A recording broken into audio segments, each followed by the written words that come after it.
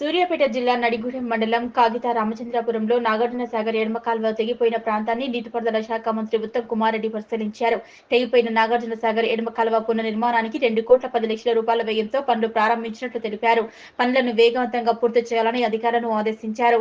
August చివరి, September మొదటి వారంలోనే భారీ నుంచి భారీ వర్షాలు కురిసినవని, రాష్ట్ర వ్యాప్తంగా 10,300 కోట్ల మేర ఆస్తి నష్టం జరిగిందని, నష్టపోయిన రైతులను రాష్ట్ర ప్రభుత్వం ఆదుకుంటుందని, ఇండ్లు కూలిపోయిన బాధితులకు ఇందిరమ్మ ఇల్లు ద్వారా నూతన ఇల్లు ఇస్తామన్నారు. వరదల్లో మృతి చెందిన కుటుంబాలకు ప్రభుత్వం 5 లక్షల రూపాయల నష్టపరిహారం చెల్లిస్తోందన్నారు.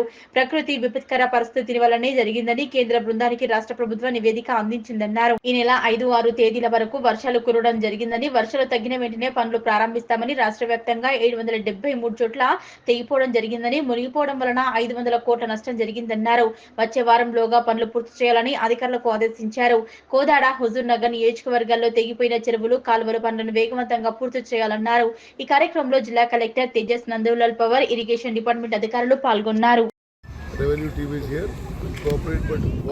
ఎందుకంటే ఈ కాలువ లైవ్లు రాకుంటే కలెక్టర్ అధికారులు అవే ఇప్పుడు వర్షాలేమో 5-6 తారీఖులు పడ్డాయి.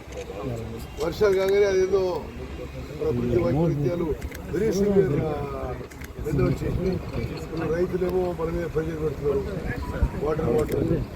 సో ఇది చాలా సీరియస్గా తీసుకుని చేయాల్సిన దట్వై నాకు యాక్చువల్లీ గాంధీ భవన్లో ఇలా కొత్త పీసీ ప్రమాణ స్వీకారం ఉన్నా took time off to come and actually see the work myself and అందరూ రిక్వెస్ట్ చేయడానికి చాలా ఫాస్ట్గా చేయాలని.